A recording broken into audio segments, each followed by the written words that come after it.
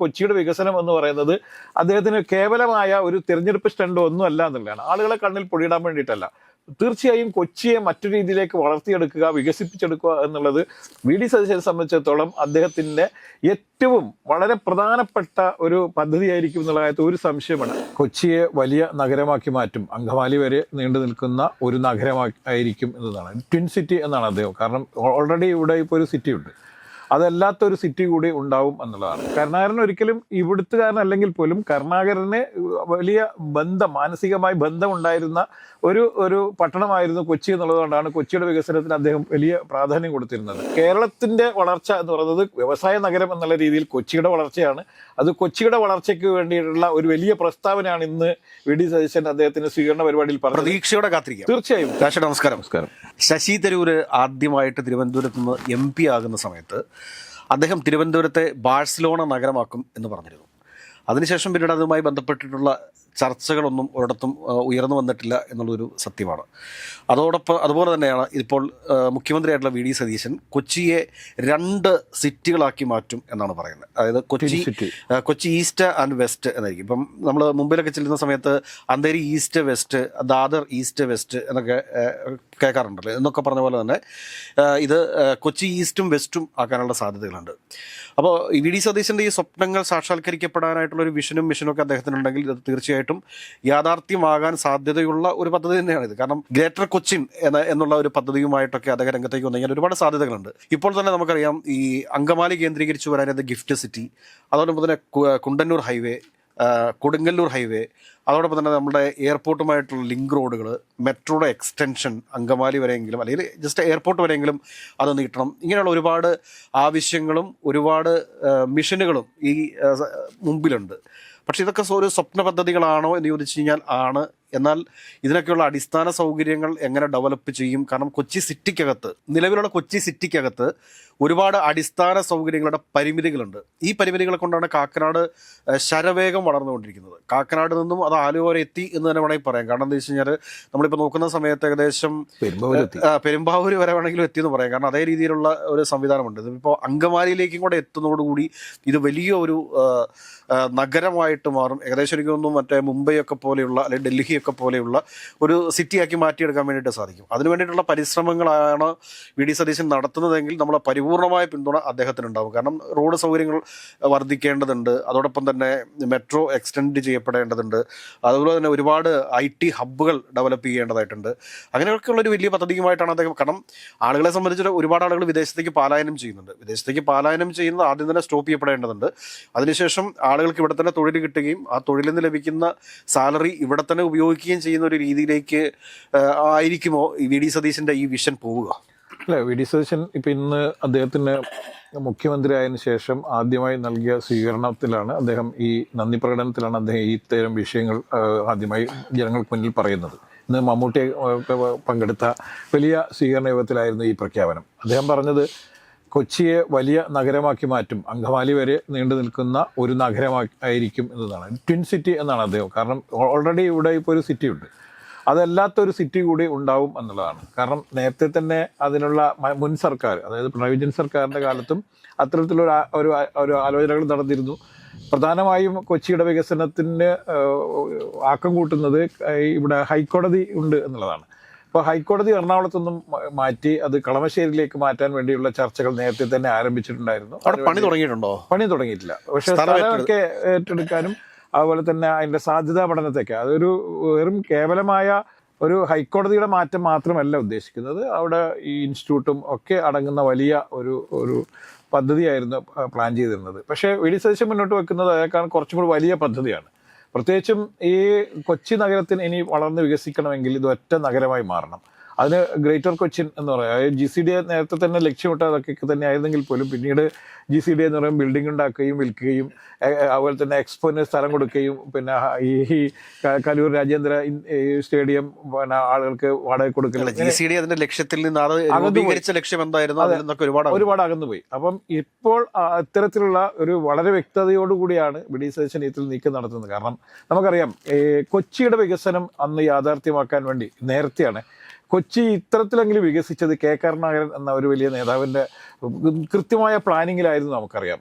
അദ്ദേഹം വൈപ്പിനിലേക്ക് അന്ന് ചങ്ങാടത്തിൽ മാത്രം അല്ലെങ്കിൽ ബോട്ടിലൊക്കെ യാത്ര ചെയ്തിരുന്ന ആ പ്രദേശത്തുകാരുടെ ഏറ്റവും വലിയ ആഗ്രഹമായിരുന്നു യാത്ര ചെയ്യാൻ വേണ്ടി ബസ്സിലും അതുപോലെ തന്നെ കാറിലൊക്കെ യാത്ര ചെയ്യാൻ വേണ്ടിയുള്ള ഒരു വലിയ ആഗ്രഹമുണ്ടായിരുന്നു. ആ ആഗ്രഹമൊക്കെ സാധിച്ചതെന്ന് പറഞ്ഞാൽ കൃത്യമായ കെ കരുണാകരൻ്റെ കൃത്യമായ വലിയ വീക്ഷണം വികസന കാഴ്ചപ്പാടുള്ളത് കൊണ്ട് മാത്രമായിരുന്നു അറിയാം.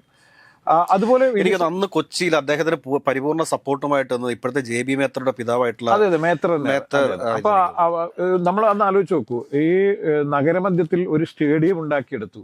അത് വലിയ ഒരു വികസന ടാസ്ക് ആയിരുന്നു. അപ്പൊ അത് ഒറ്റ തീരുമാനം, വാട്ടർ അതോറിറ്റിന്റെ കയ്യിലുണ്ടായിരുന്ന സ്ഥലം അപ്പോൾ തന്നെ അത് സർക്കാർ കായിക വകുപ്പിന് കൈമാറുകയും അവിടെ സ്റ്റേഡിയം പണി ആരംഭിക്കാൻ വേണ്ടി ഒരു ഗ്രൗണ്ട് ഉണ്ടായിരുന്നില്ലേ, അത് ഇപ്പുറത്തല്ലേ. അപ്പം ഇത് വളരെ വെള്ളക്കെട്ടുണ്ടായിരുന്ന ഒരു സ്ഥലം, കുളമായിരുന്ന ഒരു സ്ഥലമാണ് ഏറ്റെടുത്ത് അത് വളരെ പെട്ടെന്ന് തന്നെ സ്റ്റേഡിയം നിർമ്മിക്കാൻ, ദേശീയ നിലവാരമുള്ള ഇന്റർനാഷണൽ സ്റ്റേഡിയം നിർമ്മിക്കുക എന്നുള്ളത് അന്ന് കരുണാകരന്റെ ഏറ്റവും പ്രധാനപ്പെട്ട ലക്ഷ്യമായിരുന്നു. ഒരുപക്ഷെ കരുണാകരൻ കുറച്ചു കാലം കൂടി നമ്മളെ കേരളം ഭരിച്ചിരുന്നെങ്കിൽ, മുഖ്യമന്ത്രി ആയിരുന്നെങ്കിൽ കൊച്ചി നേരത്തെ തന്നെ വലിയ രീതിയിൽ വളർന്നിട്ടുണ്ടായിരുന്നു. ഇപ്പം പനമ്പള്ളി നഗറിൽ അദ്ദേഹം താമസിച്ചു എന്നുള്ളത് കൊണ്ട് മാത്രമാണ് യഥാർത്ഥത്തിൽ കൊച്ചിക്ക് വലിയ രീതിയിലുള്ള വികസനം ഉണ്ടായത് നമ്മൾ കാണണം.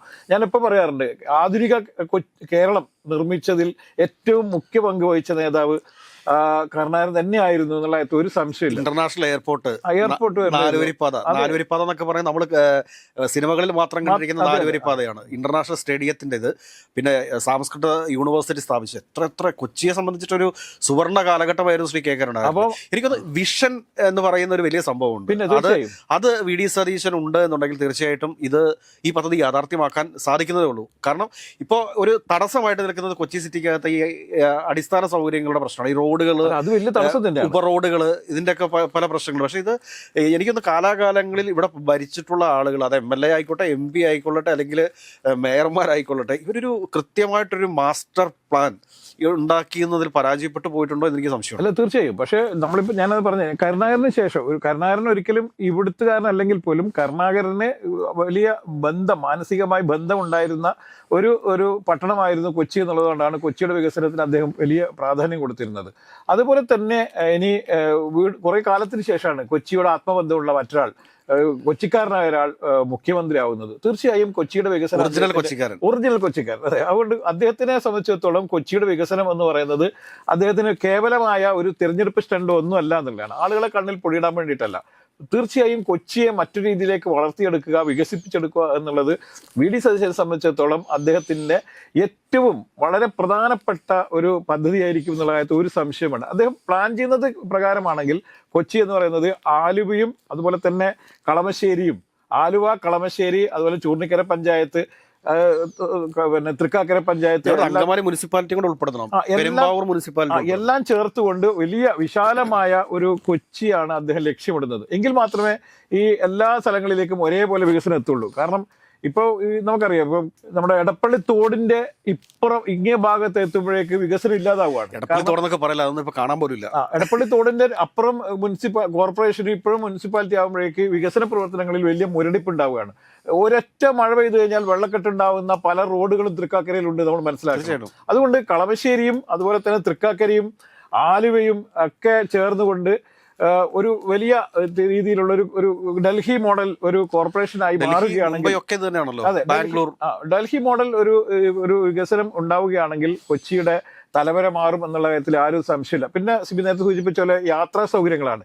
ഒരുപാട് ആളുകൾ ഇപ്പം ഇവിടെ കാറുമായി വരുന്നത്, കൊച്ചി നഗരത്തിലേക്ക് കാറുമായി വരുന്നത് ഈ പിന്നെ ഹൈക്കോടതിയിലേക്കാണ്. അപ്പൊ ഹൈക്കോടതി തീർച്ചയായും ഇവിടുന്ന് മാറി കളമശ്ശേരിയിലേക്ക് മാറുന്നതോടുകൂടി വലിയ രീതിയിലുള്ള ട്രാഫിക് പ്രശ്നം പരിഹരിക്കപ്പെടും എന്നുള്ളതാണ്. ഇപ്പം പിന്നെ ഹൈക്കോടതിയിലേക്ക് മറ്റൊരു റോഡും കൂടി ഉണ്ട്, ആ റോഡും കൃത്യമായി ഉപയോഗിക്കുക. Seaport airport road യാഥാർത്ഥ്യമാക്കുക.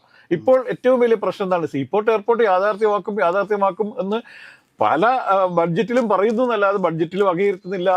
അതിന്റെ യാഥാർത്ഥ്യത്തിലേക്ക് അത് ഒരിക്കലും വരുന്നില്ല. ഇത് പൂർണ്ണമാണോ? അതുപോലെ തന്നെ ഇപ്പം ഏറ്റവും വളരെ പ്രധാനപ്പെട്ട സിബി നേരത്തെ സൂചിപ്പിച്ച അങ്കമാലിയിലേക്ക് മെട്രോ എണ്ണ നീട്ടുക എന്നുള്ളതാണ്. അത് എയർപോർട്ട് വഴി അങ്കമാലിയിലേക്ക് നീട്ടുമ്പോൾ അത് വലിയ രീതിയിലുള്ള ട്രാഫിക്, ഇപ്പം അങ്കമാലിയിൽ നിന്ന് ഒരാൾക്ക് ഇവിടെ കൊച്ചി നഗരത്തിലേക്ക് എത്തണമെങ്കിൽ വളരെ അരമണിക്കൂർ കൊണ്ടൊക്കെ എത്താൻ പറ്റും. പക്ഷെ അരമണിക്കൂർ കൊണ്ട് എത്താൻ പറ്റില്ല, 1 മണിക്കൂർ കൊണ്ട് എത്താൻ പറ്റാത്തൊരു സാഹചര്യം ഇപ്പോൾ ഉള്ളത്. ഭീകരമായ ട്രാഫിക് ബ്ലോക്കാണ്. നമ്മൾ ഈ കൊൽക്കത്തയിലൊക്കെ ചെല്ലുമ്പോൾ ഒരു പ്രത്യേകതരം ബസ് സർവീസ് ഇല്ലേ, അതിന് എന്താ പേര് ഞാൻ മറന്നുപോയി. അതായത് ഈ ഇലക്ട്രിക്കൽ അതിപ്പോ ഇല്ല. ഞാൻ കഴിഞ്ഞ പ്രാവശ്യം, ഞാൻ 2 വർഷം മുമ്പ് ഇപ്പൊ ഞാനിപ്പോ പോയിട്ട് ആകെ 2-3 മാസമല്ലായിട്ടുള്ളൂ കൽക്കട്ടയിൽ.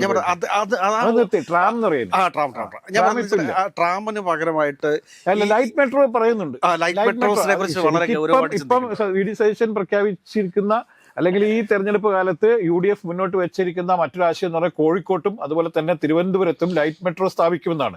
ലൈറ്റ് മെട്രോ വരുന്നു, അതുപോലെ തന്നെ വാട്ടർ മെട്രോ യാഥാർത്ഥ്യമായിട്ടുണ്ടല്ലോ. യാഥാർത്ഥ്യമായിട്ടുണ്ട്. ആ വാട്ടർ മെട്രോ രൂപത്തിൽ തന്നെ കുറെ അധികം ഈ ജലഗതാഗതം കുറച്ചും കൂടി സുഗമമാക്കുന്നതിന് വേണ്ടിയിട്ടുള്ള പ്രവർത്തനങ്ങൾ. ഈ ടൂറിസത്തിന്റെ കാര്യം പറയുമ്പോഴത്തേക്ക് എന്താ പറയുമോ, ഇപ്പൊ ഈ എറണാകുളം ജില്ലയിൽ കൊച്ചിയുണ്ട്, അതോടൊപ്പം തന്നെ കൊച്ചിയുടെ പരിസര പ്രദേശങ്ങളിൽ കുറേയധികം നല്ല നാച്ചുറൽ ആയിട്ടുള്ള കുറേ സ്ഥലങ്ങളുണ്ട്. ഇപ്പോൾ അതിരപ്പള്ളി ചാലക്കുടിയിലേക്ക് തൃശ്ശൂരിലേക്ക് കിടക്കും. പക്ഷേ എങ്കിലും അതിരപ്പള്ളിയോട് ചേർന്ന് കിടക്കുന്ന കാലടി പ്ലാന്റേഷനോട് ചേർന്ന് കിടക്കുന്ന മലയാറ്റൂർ ഭാഗങ്ങൾ, അതോടൊപ്പം തന്നെ കാലടി ശ്രീ ശങ്കരാചാര്യരുടെ ഇതെല്ലാം കൂടെ കൂട്ടിയിട്ട് നമ്മളിങ്ങനെ പരിശോധിക്കുന്ന സമയത്ത്, അതുപോലെ തന്നെ ആലുവയിൽ ശ്രീനാരായണ ഗുരുവിൻ്റെ ആശ്രമമുണ്ട്.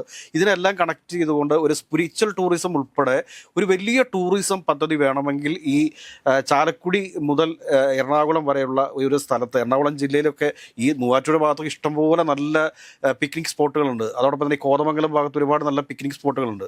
ഈ പ്ലാന്റേഷൻ എന്നൊക്കെ പറഞ്ഞാൽ നല്ല കാഴ്ചയാണ്. അവിടുത്തെ വളരെ രസകരമാണ് അവിടുത്തെ കാഴ്ചകൾ. അവിടെ ചെറിയ മൊട്ടക്കുന്നുകൾ പോലെയുള്ള സ്ഥലങ്ങളൊക്കെ ഉണ്ട്. അപ്പോൾ ഇതിനൊക്കെ ഏത് രീതിയിൽ പ്രയോജനപ്പെടുത്താൻ പറ്റും? ഇപ്പം ഞാൻ പറഞ്ഞ പ്ലാന്റേഷൻ കോർപ്പറേഷനൊക്കെ നഷ്ടത്തിലാണ് എന്നാണ് പറയുന്നത്. പക്ഷേ അവിടെയൊക്കെ വേണമെങ്കിൽ ടൂറിസത്തിന് വേണ്ടിയിട്ട് വേണമെങ്കിൽ പ്രയോജനപ്പെടുത്താൻ വേണ്ടി പറ്റും. അല്ല, അത് ശരിയാണ്. അപ്പോൾ ഈ ഗിഫ്റ്റ് സിറ്റി എന്നുള്ള പദ്ധതി ആ പ്രദേശത്തേക്ക് വരാനുള്ള ഒരു പ്രധാനപ്പെട്ട കാരണവും, പക്ഷേ ഗിഫ്റ്റ് സിറ്റിയുടെ പേര് ഇപ്പോൾ മാറ്റിയിട്ടുണ്ട്. അതിപ്പോൾ എന്തോ ഗിഫ്റ്റ് സിറ്റി, ഗുജറാത്തിലുള്ള ഗിഫ്റ്റ് സിറ്റി അതിനെ ഇവിടെ കൊണ്ടുവരാൻ സാധിക്കുന്നില്ല. അത് ഗിഫ്റ്റ് സിറ്റി എന്ന് പറഞ്ഞാൽ ആ പദ്ധതി ഗ്ലോബൽ സിറ്റി അങ്ങനെ.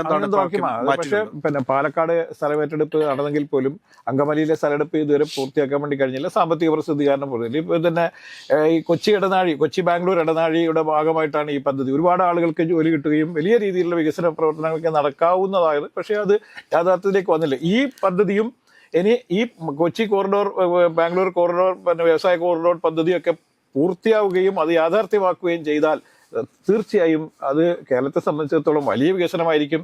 കൊച്ചിയെ സംബന്ധിച്ച് ഹൈദരാബാദായിട്ട് കേരളം മാറും. തീർച്ചയായും ഹൈദരാബാദിനേക്കാൾ മാറാൻ സാധ്യത. കാരണം കേരളത്തിന്റെ ഇപ്പോഴത്തെ ഒരു പ്രധാനപ്പെട്ട പ്രശ്നം എന്താണെന്ന് വെച്ച് കഴിഞ്ഞാൽ, ഇപ്പം നമ്മളിപ്പോൾ ഈ ഇൻഫോ പാർക്കിലേക്ക് ഒക്കെ ചെന്ന് കഴിഞ്ഞാൽ അവിടുത്തെ പ്രധാനപ്പെട്ട പ്രശ്നം എന്താണെന്ന് വെച്ച് കഴിഞ്ഞാൽ, ഈ നമ്മൾ പലപ്പോഴും പറയാറുണ്ട് വിദ്യാഭ്യാസ വകുപ്പ് കോൺഗ്രസ് തന്നെ ഏറ്റെടുക്കണം എന്ന് പറയാനുള്ള പ്രധാനപ്പെട്ട കാരണം എന്താ വെച്ച് കഴിഞ്ഞാൽ, ഈ നമ്മളുടെ ഇവിടെ നിന്ന് ഇപ്പോൾ ബിടെക് പഠിച്ചിറങ്ങുന്ന, MBA പഠിച്ചിറങ്ങുന്ന പല കുട്ടികൾക്കും അവരുടെ ലാംഗ്വേജ് വലിയൊരു പ്രശ്നമാണ്. അതൊക്കെ ഇപ്പോൾ നേരത്തെ കോടതി പറഞ്ഞല്ലോ. ഈ ലാംഗ്വേജ് പ്രശ്നമായിട്ട് വരുന്ന സമയത്ത് എന്താണ് കാര്യം എന്ന് ചോദിച്ചു കഴിഞ്ഞാൽ, പലപ്പോഴും ഔട്ട്സൈഡ് കേരളത്തിന് പുറത്തു നിന്നുള്ള ആളുകളെ കമ്പനികൾക്ക് ഹയർ ചെയ്യേണ്ടതായിട്ട് വരുന്നുണ്ട്.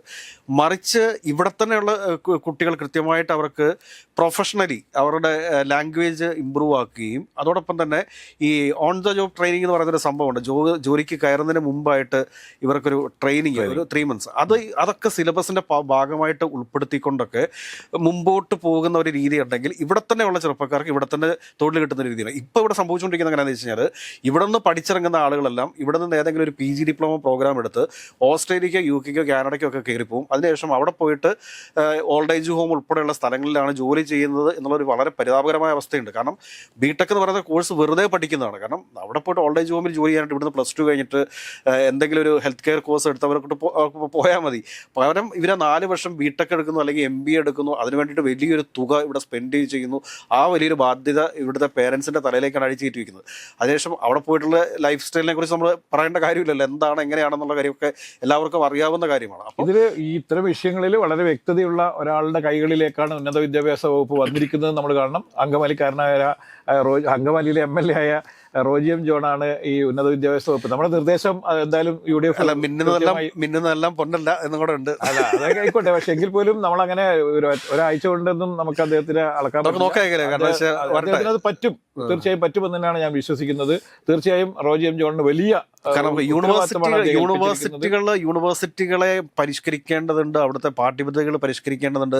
ഇപ്പോഴും ഈ BA ഹിസ്റ്ററിയും അതൊക്കെ മാറ്റി പരമ്പരാഗതമായ പിന്നെ ഈ പഠന പഠന സമ്പ്രദായങ്ങളൊക്കെ മാറ്റം നമ്മൾ അതിൽ ഇവർക്ക് മാതൃകയാക്കാൻ പറ്റുന്നത് ജെയിൻ യൂണിവേഴ്സിറ്റിയെ മാതൃകയാക്കാം. അവിടെ ക്യാമ്പസ് വേണമെങ്കിൽ പോയി സന്ദർശിക്കും. വി ഡി സതീശനും ഒക്കെ ആയിട്ട് വളരെ അടുത്ത ബന്ധമുള്ള ആളാണ് റോജി എം ജോൺ. അത്തരത്തിലുള്ള നല്ല കാഴ്ചപ്പാടുള്ള ആളാണ്. കാരണം റോജി എം ജോൺ പൊട്ടക്കാലത്തെ തവളയല്ല, അദ്ദേഹത്തിന് കുറെ ലോകപരിചയമുണ്ട്. അദ്ദേഹം മറ്റ് വിവിധ രാജ്യങ്ങളൊക്കെ സന്ദർശിച്ചിട്ടുള്ള ആളാണ്. അങ്ങനെ വെറും ഒരു കേവലമായ ഒരു അല്പരാഷ്ട്രീയക്കാരനല്ല എന്നുള്ളത് കൊണ്ടും അദ്ദേഹം ഡൽഹിയിൽ പഠിച്ച ആളാണ്. അദ്ദേഹത്തിന് വലിയ വിദ്യാഭ്യാസ രംഗത്ത് വലിയ പുരോഗതി ഉണ്ടാക്കാൻ കഴിയുമെന്ന് നമ്മൾ കാണണം. അതുകൊണ്ട് കേരളത്തിന്റെ വളർച്ച എന്ന് പറയുന്നത് വ്യവസായ നഗരം എന്നുള്ള രീതിയിൽ കൊച്ചിയുടെ വളർച്ചയാണ്. അത് കൊച്ചിയുടെ വളർച്ചയ്ക്ക് വേണ്ടിയിട്ടുള്ള ഒരു വലിയ പ്രസ്താവനയാണ് ഇന്ന് വി ഡി സതീശൻ അദ്ദേഹത്തിന് സ്വീകരണ പരിപാടിയിൽ പറഞ്ഞത്. പ്രതീക്ഷയോടെ കാത്തിരിക്കും. തീർച്ചയായും കേരളം വലിയ പ്രതീക്ഷയോട് കാണുന്നു. പ്രത്യേകിച്ചിട്ടും കൊച്ചി വലിയ പ്രതീക്ഷയോടുകൂടി അദ്ദേഹത്തെ കാണുന്നുണ്ട്. വികസന പ്രവർത്തനങ്ങൾ നടക്കും എന്ന് തന്നെ നമ്മൾ കരുതണം.